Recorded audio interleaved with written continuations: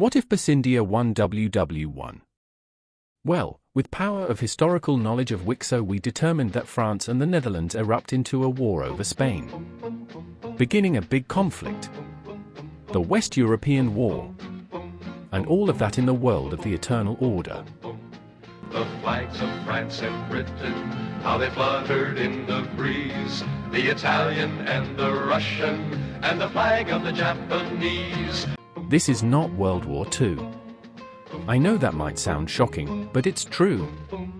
I do not believe that a WW2 is guaranteed to happen. That is the main thing I regret about my previous scenarios. I tend to assume that after the event that the video focuses on happens, a new world war begins, even though there's often no real reason for it. In this West European war, it would just be the Netherlands and Communist Spain versus the Triangle Alliance, and Spanish Africa in complete chaos. Realistically, Galicia and Rome would join this war to break their enemies, so I'll allow it to happen here too. Remember, Ukraine is completely paralyzed after the war, so they aren't stepping in to stabilize Europe. I believe the Netherlands has the advantage in this war, having more internal support and a higher grade army. But I do think that it will take a while before the Dutch win. With Galicia in the war, the chaos of rebels would spread to them as well.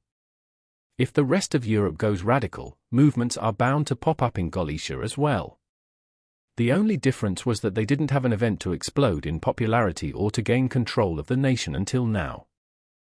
Rome likewise has a smaller army, population, and lacks the element of surprise it had in World War I. Although I do think they would join this war against Italy, they would not hold the advantage. Chances are that they aren't in the Circle Alliance anymore, but let's give Rome the benefit of the doubt and assume they are. Ukraine is unstable, Mesopotamia is ideologically opposed to Rome, and Krakow is far from willing to go for round 2. The only ally that Rome could maybe rely on would be Crete, but I don't see them making that much of an impact on the war. As a matter of fact, Romania would still be looking to expand like they did in our World War I, but as Ukraine won, they weren't able to take their land last second, going for Rome instead. And if you think that this is unrealistic, remember that Rome and the Farmers' Union fought a war against each other in episode 23, only right before World War I. I know some of you want to cry in the comments and call me out for being a Rome hater, but in all realism, and in every scenario that Rome joins this war, which they definitely would, they lose. There is simply no other way around it. Anyways, as southern Europe falls, the tides turn in favor of the fascist powers. Africa would see Dutch support in kicking out the Spanish, leading to victory there. Perhaps the American Revolution takes place here instead of before the war. France would support the Americans through Canada. After 3 years of fighting, there would be a white peace as both sides' resources have been drained. Iberia would be divided and Rome would finally die. West Africa and America are both freed. Pasindia would be on the move in Asia.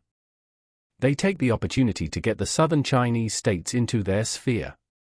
Pasindia would set up a military alliance with Persia, Bangladesh, South China, and Tamil. They would also begin an economical alliance that has all Pentagon members as well as Tibet, Afghanistan, Arabia, and America. America in particular is quite interesting, as they would have also gained a lot of support from France as both nations are fascist. Pasindia and France would start to compete for influence over America, beginning the Cold War. Yes, in this universe there is no WW2 and we just go from WW1 to the Cold War because, like I said before, it's silly to assume that in every WICSO a WW2 is bound to happen. Pasindia is an absolute monarchy and extremely capitalist, so they are also bound to clash with the Netherlands, creating a three-way Cold War. China would be economically isolated, so they could only expand northwards, clashing with Korea. A proxy conflict in this region is not hard to imagine, and Pasindia would definitely side with Korea over China or Amur. That would leave China with the Netherlands and Amur with France. Due to Pasindia's proximity, Korea would likely win. Several insurrections in French Egypt would also likely occur, sparking a proxy conflict there. With Egypt's importance to France, I do see France locking in and keeping the region under their thumb. In Europe, Ukraine's instability would cause the nation to fully collapse, throwing themselves into a warlord era. All three powers have different interests in the era, throwing extra fuel into the chaos. Yet, there would be a force helping Ukraine out. Krakow, Belarus, Prussia, Caucasia, and several other Eastern European states all enjoy great relations with Ukraine. I can see them saving Ukraine from collapse and growing ever closer together. This Eastern European community could prove to become a beacon of peace and freedom in an otherwise radical and polarized world. All sides would attempt to gain favor from Hibernia. It is the largest neutral power in this world, so getting them on any side would prove valuable. But instead this has the effect that Hibernian politics become extremely polarized, tearing the country apart. Independence movements in South America and Africa would rock the nation to its core, and in the end, this just makes more small states in the third world. Also, speaking of Hibernia, let's talk about their name. Many people seem to not understand where the name Hibernia comes from.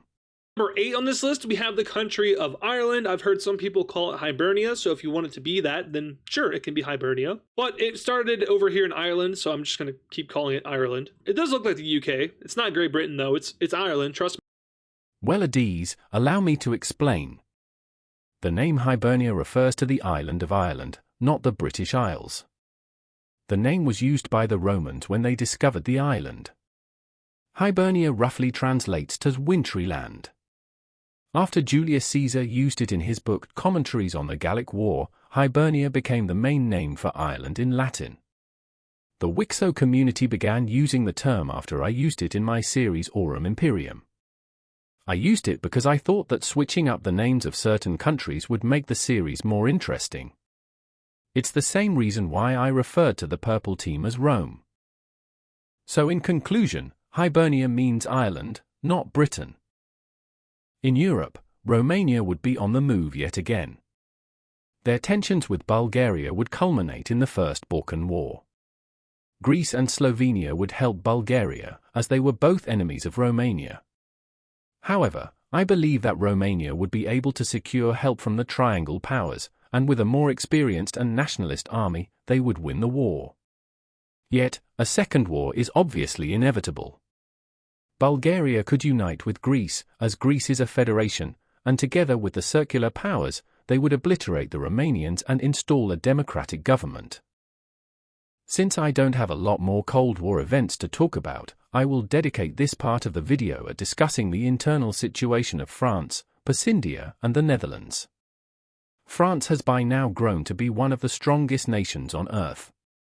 France is a one-party state without a democracy. The ruling party is the French Preservation Front, a fascist party that is mainly focused on building up France's military. The party is mainly popular with the elderly, whilst the French youth show sympathy for the Dutch and Pacindians. Surprisingly, this does not apply to Canada. The fascist movement was popular in Canada for the same reasons as in America. Canada still backs the fascist movement in its entirety. France's monarchy was abolished following the fascist rise to power, so they aren't able to voice opposition to the government. France's flag consists of the former royal tricolour, with the coat of arms on top. Pacindia is an imperialist capitalist constitutional monarchy. Pacindia has a parliament and has democratic elections, yet the monarchy does hold significant power over the parliament. Pacindia has 6 dominions: North America, South America, Australia, Guangdong, Bahrain, and North Madagascar. Next to that, it owns the colonies of Socotra and Hawaii. Pacindia's mainland consists of the Indian subcontinent and surrounding islands, Malaya, Sumatra, Borneo, Java, Celebes, and Mindanao. All dominions have their own parliament that is subservient to the main Pacindian government and the monarchy. Pacindia holds elections every 8 years. The regime is very popular with the people, as the Pacindian public begins to consume more and more. This consumption is the result of smart economic policies and financial freedom. The Netherlands is a socialist constitutional monarchy with a democratically elected government. Unlike in Pacindia, it is the government who holds power over the monarchy. The Netherlands has 2 dominions and 1 colony. Iceland and New Frisia are one joint dominion and Rhodesia is the other. The Kerguelen Islands is the only Dutch colony. The Dutch flag is inspired by the Dutch monarchist flag. The seal shows the world with a hammer and torch, symbolizing democracy and the workers.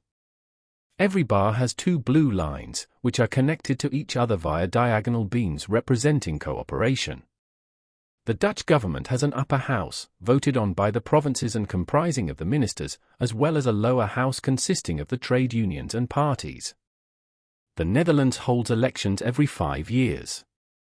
The Netherlands is one of the most progressive countries in the world, making the government very popular. This progressiveness would translate into growing equality in gender, sexuality, and race. Anyways, that will do it for this episode. In the next one, I will discuss the end of the Cold War and everything that happens afterwards. But for now, this was the end of the video.